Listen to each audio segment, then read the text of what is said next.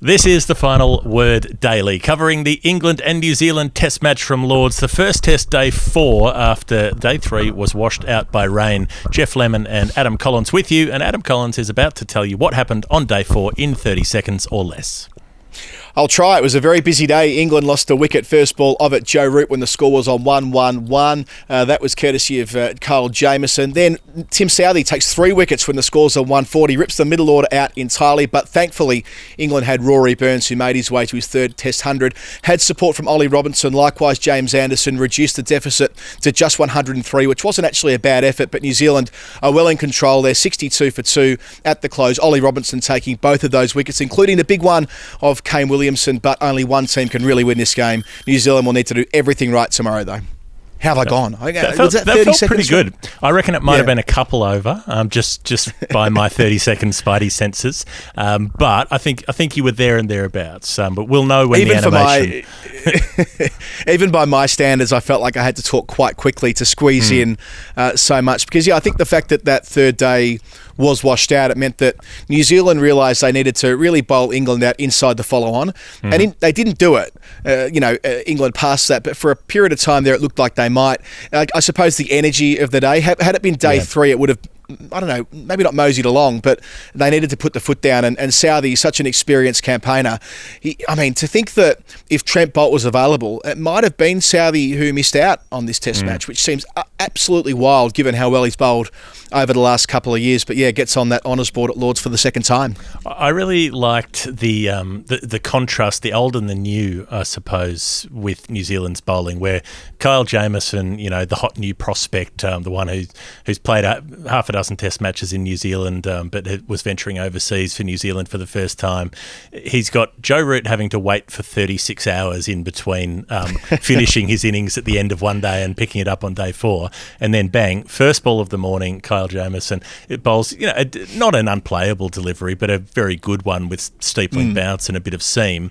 And so, the new guy gets that happening, and then it's Southee, such an experienced campaigner, been around for so many years doing the job, and has had times when he's had to carry this New Zealand side. And he's rarely been the bowler who's like ferociously smashing through a lineup. He's got a Test best of 7 for, he's taken a handful of 6-fers, but he doesn't generally get massive bags. He generally does a fair bit of workhorse stuff rather than being the guy who rips through a lineup. But today he was the one who ripped through a lineup, that 3 in the middle order, but then coming back when they really needed a breakthrough with the Robinson partnership with Burns, getting rid of Robinson, and then coming back again to get rid of Burns after another stubborn partnership. He was just the centre of everything that happened for New Zealand with the ball today.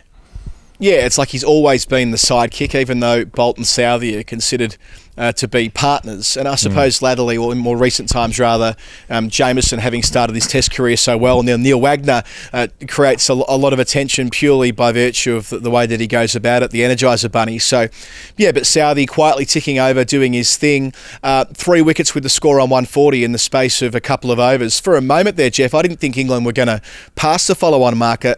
A good ball that went in towards the pads of Ollie Pope, who was shuffled all the way over, which has been a criticism of the way that he sets up in the last couple of seasons, in that if you're starting out all the way out over across an off stump, if a ball does nip back, you're going to find yourself in some strife, and he was plumb leg before. Dan Lawrence, a profligate shot, much in the same form that we saw from Zach Crawley a couple of nights ago. In fact, almost a carbon copy of it. He was gone for a duck, and then Bracey on debut, around the wicket, through the slope, or down the slope rather, through the gate. That was a fine piece of bowling, but a big gap between bat and pad. So 3 wickets falling on that score. They needed Ollie Robinson. Again, he bowled very nicely on day 1 and day 2, and he batted exceptionally well to add, I think he added 63 alongside Burns, who was watching the carnage up the other end, and if not for that pair, it would be a very different Test match going into the 5th day.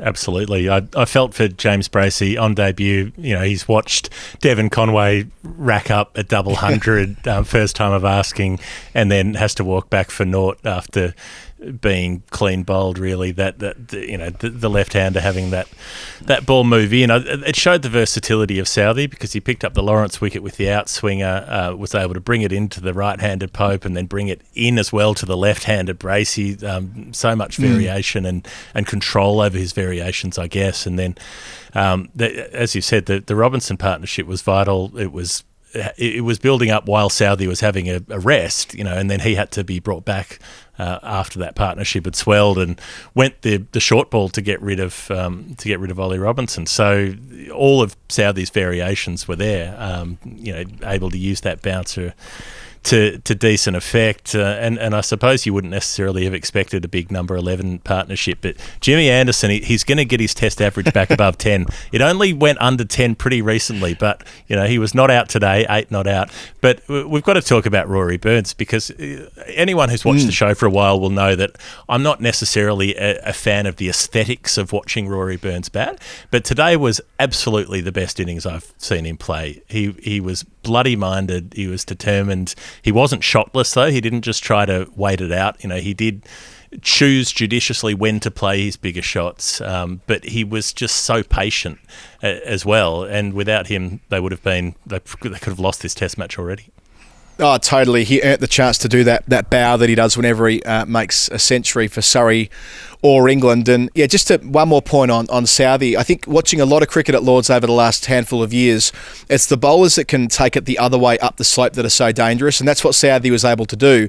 It was using the angle from around the wicket but moving it both ways, not relying on the slope. That's why he's such a handful. And we saw his bouncer was quite effective against Australia at Perth a couple of years ago. So he was the complete package today, 6 for 43. His figures, I think his economy rate was like 1.7 as well. So he never gave them. He never let them off the hook. As for Burns, you're right, that was his best Test innings so far, especially in the context of all that was going on up the other end. He was patient. He got through some tough spells. He was dropped along the way. I mean, he should have been stumped on 77 when Mitchell Santner beat him on the outside edge, and unfortunately for New Zealand, BJ Watling wasn't able to complete the job. Burns was way down the track. He was hit on the helmet twice. So I saw a quick viz stat saying that means he's been sconned on 5 occasions in Test cricket. And that means that in terms of when he made his debut, no one's been hit more on the helmet since that point in time. So, look, we know that the short ball was something that Australia were able to, exploit with Burns back in 2019.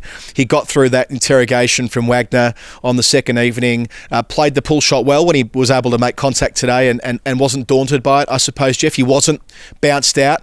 And then on 98, in walks Jimmy. They put on 52, Anderson 8 not out, I think it was. But I reckon, Geoff, the loudest roar of the day, with the exception of the Burns century, was when he had to face 2 balls, Anderson, to get through. I think it was Wagner bowling, wasn't it? And he defended 2 deliveries to make sure, actually it was Jamieson, wasn't it? Jamieson from over the wicket.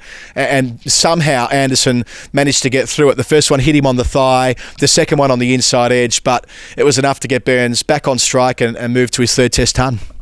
Yeah, I mean, it was. I think Burns was on 91 maybe when Anderson came in, so there was a little bit. Oh, that's of work right, he was. Yeah. It wasn't, a simple one, and Anderson played quite nicely as well. Spanked a boundary through the covers too off Mitchell Santner. Very, very nice, sort of getting on the back foot and lacing it away, and enjoyed that. Got the reverse sweep out again, not to any great effect, but it's not an Anderson innings unless the reverse sweep comes out. But I liked the way that Burns got more expansive as well. It was one of those partnerships that it was a real surprise when the 50 stand came up because it rattled up pretty quickly. But they were still in some trouble once they were out. Southee comes back, gets Burns to edge behind.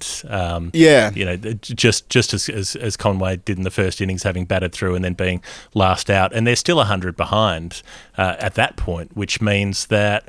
I don't know. Where do you see the game sitting with New Zealand 150 odd in front? Can they go for it in the first session at say 5 and over until lunchtime, get 300 up, and then try to bowl out England in a couple of sessions, or would that be not enough time given this wicket doesn't look that difficult to bat on yet? Well, they've lost so much time in this game due to weather, but they've lost 21 overs with overs not bowled. Only 30 were in before the close of play. It meant to be a great great many more than that. But again, over rates have been a problem throughout the course of the Test match when England have been in operation, unfortunately. But I felt as though, counterintuitively, it would have almost served England better had Burns got to 100 and got out next ball, because really England need to take 10 wickets as quickly as possible. I don't really see any scenario now.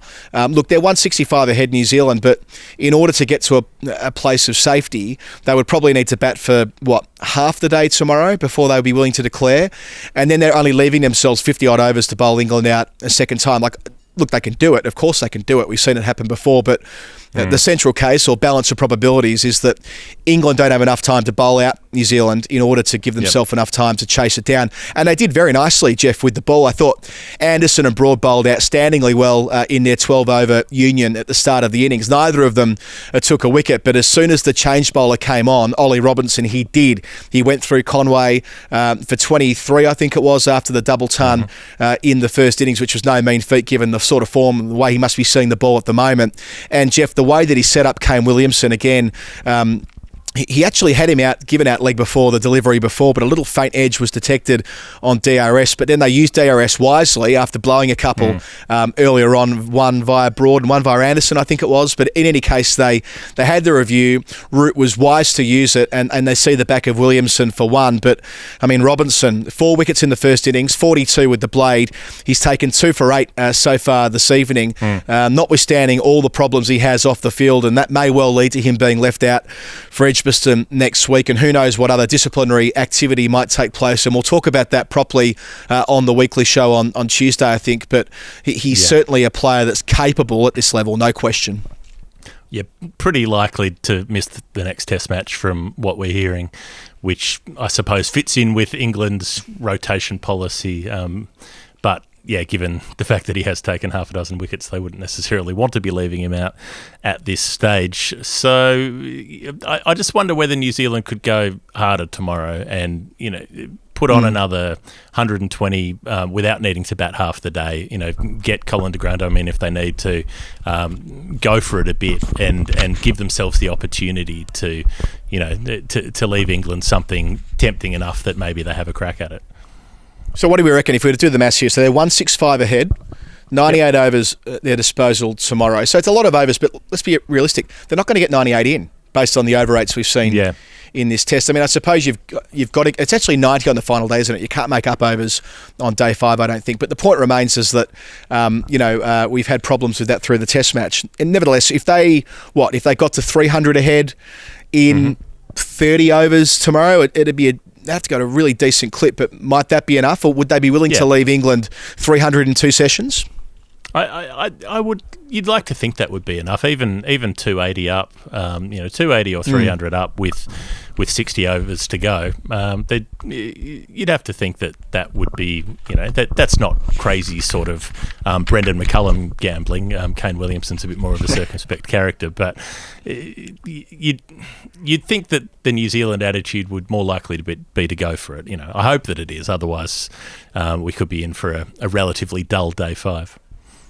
Yeah, the only other side of that is that this isn't the main game for New Zealand on this tour. Let's be realistic. They've got a World Test Championship final in a fortnight, and if Tom Latham's batting well and playing his game, which isn't an overly expansive one, and let's say Ross Taylor gets some runs. Neil Wagner's with Latham at the moment as the night watchman, but say Taylor gets into a bit of nick, they might be reluctant to change gears or to pull the pin in order to get them in form. So, yeah, a different variable there beyond this series, that being the huge clash they have in 2 weeks against India. Yep, I suppose that's right. Let's think about Woodstock cricket bats for about 10 seconds, but after that, we've got to pick what is the final word Hall of Fame moment for the day, the thing that is that feels the most final word. We'll be back with that in just a sec. Woodstock Cricket, home of the finest handmade cricket bats and soft goods. Visit either our showroom or workshop and experience the magic for yourselves. For bookings, contact info@woodstockcricket.co.uk. It's the Final Word Daily with Geoff Lemon and Adam Collins. The player of the day pretty obviously has to be Tim Southee, who we've talked about at length already, although you could make an outside case saying that Kyle Jamieson's the one who started it off. If you could knock over England's best player first ball of the day, that's what set up the possibility for the day to unfold the way it did. Yeah, you could also make a case for Rory Burns. You could also make a case for Ollie Robinson. So, yeah, it was a really interesting full day of Test cricket. I really enjoyed it. Yeah, well, maybe Rory Burns should get a look in, because I may never say this again, but maybe Rory Burns is my player of the day, because it was a commendable innings. Now, the Hall of Fame, the moments that stood out for you, I know you were deep in the stats books a fair bit today. Yeah, well, I'll just note that Stuart Broad hit a massive six and got bowled next ball, which I think in ordinary circumstances, in a less packed day, that would probably be our contender. Andrew Sampson came up with 2 absolute beauties today. One at the start. It's the first time that a team has resumed on 1-1-1 and lost a wicket on 1-1-1. Of course, Nelson, the score in England, but an even better one, which I think I kind of helped facilitate. I sent him a message and asked him whether it might be true, and it was. Conway in the first innings, last player out after opening. The same applied to Burns. So in consecutive innings, the opening bat has gone within 1 wicket of carrying their bat.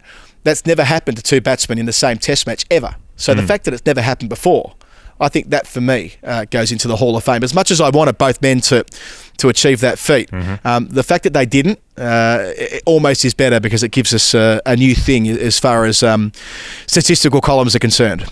I'll add the caveat that was in the first innings, the 2 respective first innings of a Test match.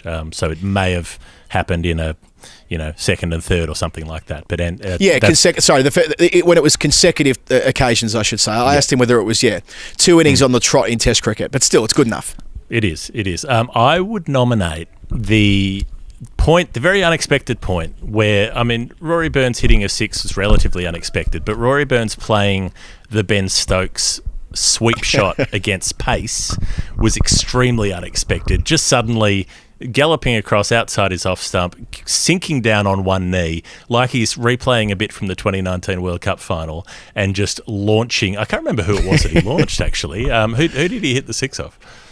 I reckon it might have been Cole Jamieson, I've just got it in my... either way, it was one of the 3 quicks. I think it was Wagner, maybe. Okay, right, yeah.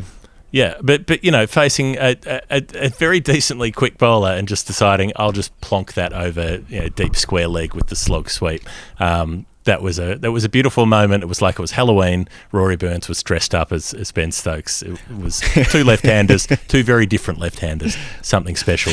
I'm just going to throw one more Hall of Fame in there. Vidushan Hantaraja, our mate Vish, who we love very dearly. He put in a stellar effort on Sky Television this morning, Geoff. I'm not sure if you saw this interview on Australian TV, but he was there with Mike Atherton and Nasser Hussain, sounding eloquent and brilliant as always, and he got absolutely grilled by Athers at the end when they asked him to nominate a young player who was doing well in the Shires, and he completely blanked. Had a fantastic half an hour on telly before being just burnt at the last minute, which I thought was quite funny. But I wanted to plug the fact that Vish is going to join us on the weekly show to talk about this Test match and the Ollie Robinson-Farrago on Tuesday.